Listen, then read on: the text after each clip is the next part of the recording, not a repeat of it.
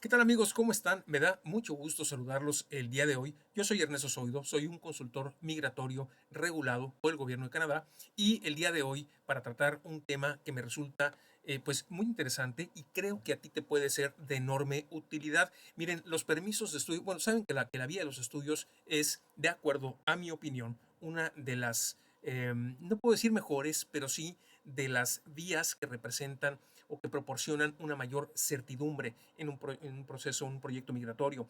Por muchas razones no es el objetivo del video del día de hoy defender esa postura.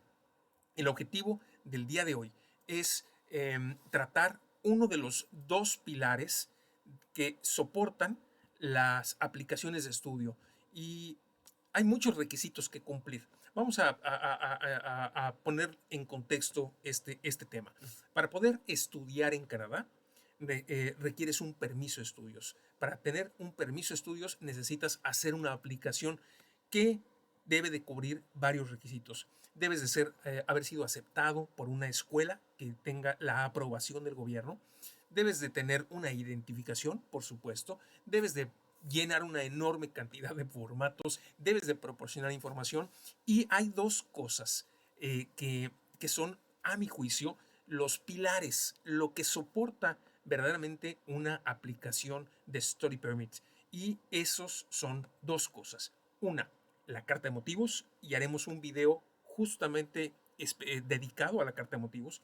Ese video se cargará al canal, estará disponible para ustedes el día de mañana. Y el otro pilar es la parte financiera. La parte financiera es extremadamente importante, es vital para poder para que este permiso, para que esta aplicación pueda ser autorizada. Entonces, son dos pilares. Uno, la carta de motivos y otro, la viabilidad financiera o la solvencia financiera que tú puedas demostrar. Entonces, aquí lo que vamos a hacer es, primero, ver qué es lo que dice el gobierno de qué es lo que tienes que, que demostrar, exactamente cuánto tienes que demostrar y también quiero aportar algunas recomendaciones y precisar algunos aspectos que pueden resultarte de utilidad a la hora de aplicar para tu Study Permit, precisamente trabajando en la parte financiera, ¿no? Entonces, miren, me voy a remitir a la página oficial www.canada.ca en la que trata precisamente el tema de los Study Permits. Entonces, vamos a hacer esto, voy a abrir esta página y nos vamos a este punto. Entonces, aquí creo yo que ya estoy yo en recuadro y están viendo la página. Sí, perfecto. Ok, entonces aquí está el apartado del gobierno de Canadá, de IRCC, www.canada.ca, donde dice todo lo que necesitas para el Study Permit. Es el inciso número 3, Get the Right Documents, o obtén los documentos necesarios. Y el primero es About the Process, que es lo que significa, Who can apply, quién es candidato, etcétera. Nos vamos a centrar en esta parte, en el número 3 y en la Proof of Financial. Dice, lo primero, estos son los documentos que vas a necesitar para un Study Permit. Proof of Acceptance, que es la aceptación de la escuela, que ya les había mencionado, la carta de aceptación. La prueba de tu identidad, también, son simples documentos. Y el Proof of Financial Support, la prueba del soporte financiero o de la viabilidad financiera, ¿no? Entonces vamos a ver qué es lo que tiene que decir exactamente aquí. Miren, antes de que yo le dé lectura a las distintas formas de poder hacerlo, es muy importante que tengas clara cuál es la diferencia entre el dinero que debes demostrar en tu cuenta bancaria y que haya estado ahí, o que puedas demostrar que ha estado total o parcialmente en los últimos 4 meses de la fecha en la que se presenta la aplicación de Story Permit, y otra, lo que debes de pagar por anticipado a la escuela que ya te ha aceptado, y entonces la suma de esas dos cosas va a mostrar tu viabilidad financiera. Primero, antes de que tú logres llegar a las cantidades que ahorita vamos a ver la tabla, debes haber pagado la escuela. ¿Cuánto debes adelantar de la escuela? Por lo menos un semestre, por lo menos. La regla, podemos decir, la regla no escrita sería un año. Sin embargo, es complicado que la gente tenga la, la capacidad financiera para poder hacerlo, y normalmente la inmensa mayoría de las aplicaciones se procesan y de manera satisfactoria cuando el aplicante ha cubierto un semestre de la escuela, ¿no? Entonces, esto es importante que lo sepas, y también es importante que sepas que las escuelas tienen políticas de devolución muy claras, porque estás de acuerdo que estás pagando, estás adelantando a la escuela dinero antes de que te den el permiso de estudiar. Antes de que te den permiso de entrar a Canadá, tú ya le estás pagando a la escuela.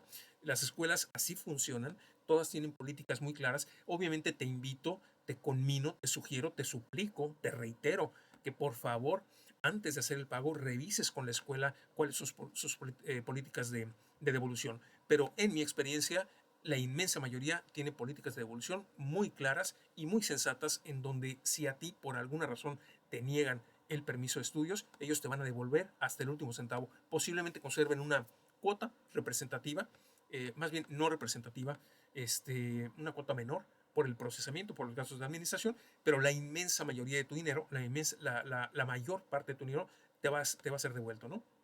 Entonces, eso es en relación al pago de la escuela. Si tú puedes pagar más de un semestre, pues mejor. Es decir, tu aplicación va a ser más sólida, vas a demostrar más solidez, vas a poder demostrar más solvencia financiera. Pero es importante que sepas que además de lo que, del pago adelantado que tienes que hacer a la escuela, tienes que eh, anexar los últimos 4 estados de cuenta bancarios donde tienes tu dinero, ya sea tú, tu esposa o tu esposo, y si hay alguien que te esté ayudando, que te esté patrocinando la escuela, como por ejemplo alguno de tus padres o un familiar cercano, entonces también tendrán que incluirse los estados de cuenta de esta persona. Y bien importante, los estados de cuenta deben de ir traducidos. Solamente la primera página o la página en donde se muestre el saldo inicial y el saldo final deben de ir traducidos. Algunas personas, y eso era antes, hace todavía no mucho tiempo, los estados de cuenta se incluían tal cual, ¿no? Pero actualmente se deben de traducir los estados financieros, solamente, perdón, los estados de cuenta, ¿no? Lo que te da el banco es al terminar cada mes en relación a los movimientos de tu dinero. Solamente la primera página o la última, en algunos países es la última página, pero el criterio es que se muestre el saldo inicial y el saldo final y aparezca claramente los datos de la cuenta, el número, el nombre del titular, la dirección del titular, etcétera, ¿no? Entonces, esto es importante, y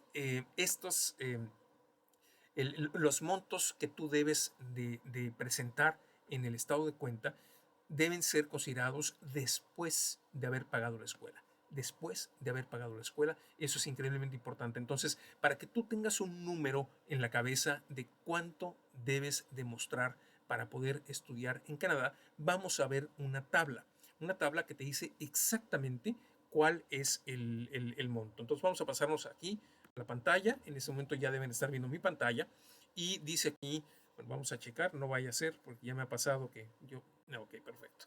Es la sección del Proof of Financial Support, ¿no? Que es la prueba del soporte financiero. Tú debes probar que te puedes mantener a ti mismo, a los miembros de tu familia, mientras estés en Canadá. Y lo puedes hacer demostrando los fondos por medio de los siguientes instrumentos. Y vienen aquí listados todos y cada uno, ¿no? Primero, la prueba de una cuenta de un banco canadiense que esté a tu nombre, si es que ya transferiste tu dinero a esa cuenta. Y después algún instrumento financiero, ¿no? Se llama Guaranteed Investment Certificate o GIC. Es simplemente un instrumento financiero de algún banco canadiense. La prueba de que tuviste un préstamo educativo o un préstamo de un banco relacionado con educación. No puede ser cualquier préstamo, debe estar de alguna manera relacionado o sea, que sea un producto relacionado con un proyecto educativo o con un crédito educativo. Esta parte es increíblemente importante. Tus estados de cuenta de los últimos 4 meses, como se los mencioné, una orden bancaria que pueda ser convertida en dólares canadienses, ¿no? Eso también es un tipo de instrumento, es un tipo de pagaré que el banco otorga para que tú puedas venir y reclamar ese dinero en un banco canadiense.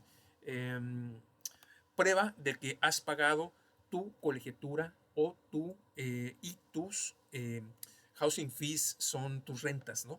Esto realmente en la práctica, eh, lo que normalmente sucede es solamente demostrar que pagaste el primer semestre de la escuela o el año en su defecto, ¿no? Pero normalmente, de hecho, la inmensa mayoría de las aplicaciones no incluyen el pago de las housing fees, perdón, o rentas, pero bueno, está mencionado en la página. Una carta de la persona o institución que te está financiando el proyecto, que te está dando el dinero, como el caso, como es el caso de un familiar cercano, un pariente, y o prueba de de algún financiamiento que te estén haciendo dentro de Canadá, si tienes una beca o estás en un programa de financiamiento para tu educación. Todos estos son las formas, no tienes que cumplir todos los que vienen aquí.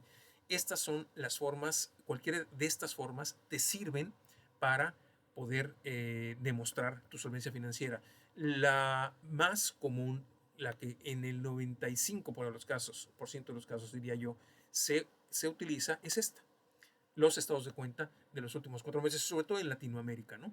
Que no tenemos esa sofisticación financiera como viene aquí, como para que los bancos nos estén haciendo pagarés y demás, ¿no? Simplemente los estados de cuenta son el documento que se puede ocupar con muy buenos resultados y solamente tener esa precaución de traducirlos. No tiene que ser un traductor certificado, eso es algo importante, perdón, no tiene que ser un traductor canadiense, con que sea un traductor de oficio de cualquiera, de cualquiera de los países, está bien, un traductor local, ¿no? Típicamente sellan la traducción y ponen ahí sus datos como que los autoriza como traductores o como peritos traductores, pero no necesariamente tiene que ser un traductor de Canadá. Además, los traductores en Canadá, si comparas lo que te cuesta un traductor, cualquier traductor en América Latina, con lo que te cobra un traductor en Canadá, pues sí, la diferencia es importante, ¿no? Aunque estamos hablando de 4 hojas, si tienes la oportunidad de que sea un traductor canadiense, pues mucho mejor, pero no tiene que ser así. Ahora, vámonos a las cantidades, a cuánto dinero debes de demostrar. Esto tiene que ver con el monto tiene que ver, perdón, con el número de miembros que tenga la familia. Entonces, miren, vamos a ver, aquí está la tablita y dice, estos son los fondos mínimos que tienes que demostrar como un estudiante, eh, por tu persona y por los miembros que te acompañen. Ahora, esto es muy importante porque eh, debes de cumplir por lo menos estas cantidades. Por lo menos. Ahora, en la medida, aplico el mismo criterio como con el adelanto de la escuela. Lo mínimo son 6 meses. Lo mínimo que yo recomiendo son 6 meses. Si puedes pagar más, mucho mejor. Aquí lo mínimo son estas cantidades, pero si en tus posibilidades está poder demostrar más dinero, no lo dudes un segundo, ¿eh? No lo dudes, porque eso no quiere decir que te va a asegurar que te aprueben, porque cada caso es particular y se evalúa en su conjunto. Pero sí quiere decir que vas a tener más probabilidades de que te, de que te autoricen, porque tu solvencia financiera va a ser más fuerte, ¿no? Entonces, miren, aquí está. Esto aplica para todas las provincias con excepción de Quebec. Bueno, para el estudiante principal tiene que demostrar $10,000, ¿ok? $10,000 de entrada es lo que, si el aplicante principal viaja solo, debe demostrar en su cuenta. Para el primer family member, es decir, para su pareja, tendría que demostrar $4,000. y por cada miembro de la familia adicional, entonces serían 3,000. Ahora, si el primer miembro de la familia no es su pareja, simplemente se va, es la manera como se contabiliza, ¿no? Típicamente es la pareja, pero no tendría que ser la pareja. Es decir, si estamos hablando de que eh, viene el aplicante principal con sus dos hijos, entonces uno de sus hijos, el primero de sus hijos, o uno de sus hijos sería el primer family member. Y por ese hijo tendría que demostrar $4,000. Y por el hijo siguiente tendría que demostrar $3,000. Si viene una pareja con un hijo, entonces el aplicante principal, $10,000, la pareja, $4,000 y el hijo, $3,000, ¿no? Entonces, en total, tendrían que demostrar la cantidad de $17,000. Y aquí te pone un ejemplo, ¿no? Si tú y los dos miembros de tu familia quieren venir a cualquier provincia que no sea Quebec, entonces debes de demostrar, y esto causa confusión, ¿eh? Por un año esto, hay proyectos educativos, proyectos de colegios que son a dos, de hecho la mayoría son a 2 años por los beneficios migratorios que esto representa, y no quiere decir que vayas a tener que como aquí dice, que son por un año, vayas a tener que demostrar el doble. No es así. Tienes que demostrar la cantidad inicial y después ya vas a estar estudiando y trabajando y tu pareja va a estar trabajando también y no tienes que volver a demostrar ese dinero, a menos de que tu permiso se venza antes de que terminen los estudios y entonces tendrás que hacer una segunda aplicación, pero ahí los criterios son mucho más laxos porque ya la posibilidad de que tu proyecto no continúe por una inviabilidad financiera ya es mucho menor, ¿no? Ya es mucho menor, pero esa es otra historia. Ahorita vamos a centrarnos en los requisitos para obtener el Study Permit por primera vez. Entonces aquí nos pone el ejemplo. Eh, Living expenses, 10,000 por el aplicante principal o el estudiante, 4,000 por el primer miembro de la familia y 3,000 por cada uno de los miembros siguientes, ¿no? Así sería el first, el second, el third, el fourth, el fifth, y de los miembros que vengan. De repente vienen familias muy grandes, entonces por el aplicante principal van a ser 10, por el primer miembro de la familia van a ser acompañante van a ser 4,000 y después por cada uno de los hijos van a ser 3,000 y se tiene que demostrar la cantidad total en función de los miembros de la familia. Otra pregunta que normalmente me hacen y que causa confusión es si posterior al otorgamiento del Study Permit eh, va a haber otra instancia u otro momento en el que se deba demostrar esos fondos. La respuesta es no.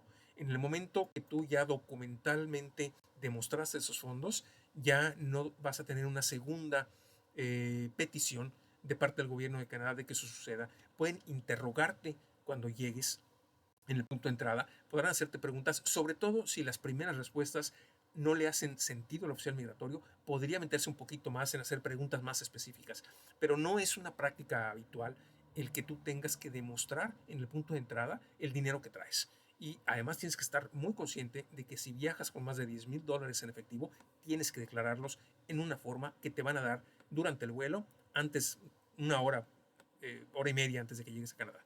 Entonces, eso es muy importante que lo sepas. Esto quiere decir que si tú, posterior a que ya recibiste tu Study Permit y necesitas hacer algún gasto de viaje o algún gasto en particular, lo puedes hacer. Es decir, ya demostraste que tienes el capital suficiente para llevar a cabo este proyecto, pero no va a haber una segunda instancia en la que debas de nuevamente mostrar tus estados de cuenta o nuevamente hacer una petición en ese sentido, ¿no? Entonces, bueno, esos son las particularidades de la parte financiera. Insisto, recapitulando, para poder estudiar en Canadá necesitas tener un Study Permit. Para que tengas un Study Permit, una escuela debió haberte aceptado y cuando eso sucede, entonces llega el momento de pedir un Study Permit al gobierno de Canadá, específicamente a IRCC. Para eso vas a hacer una aplicación para un Study Permit. Esta aplicación tiene dos pilares fundamentales. El primero tiene que ver con la carta de motivos donde tú expones por qué estás haciendo lo que estás haciendo. y es tu oportunidad de demostrar qué tanto has investigado y qué tan preparado estás para poder hacerlo. De eso vamos a hablar mañana. Y el otro pilar muy importante es la parte financiera. En la parte financiera vas a demostrar que en los últimos vas a proporcionar los estados de cuenta de los últimos 4 meses de la fecha en que estás solicitando esta aplicación, y esos estados de cuenta deben de demostrar que el dinero se fue construyendo o que ha estado ahí en los últimos 4 meses, pero que al fin lo más importante es que en el mes inmediato anterior tienes las cantidades que el gobierno pide o el gobierno dice que debes de tener.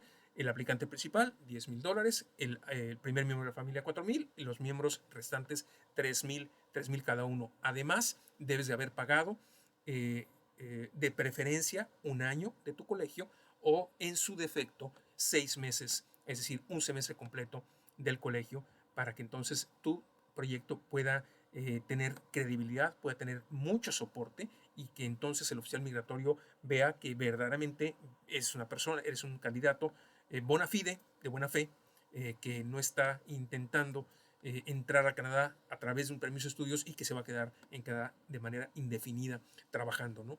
Entonces, esas son las formas de demostrarlo.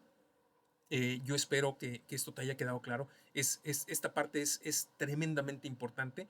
Yo diría que la decisión de aprobar o negar un study permit radica en un enorme porcentaje, en un porcentaje que se divide, creo que en partes iguales. Podría decir que en partes iguales, un tanto a la carta de motivos y otro tanto a la parte financiera. Lo que menos quiere Canadá es abrirle la puerta a un problema, dejar entrar a alguien que no va a poder accionar este proyecto, que no va a poder sostenerse.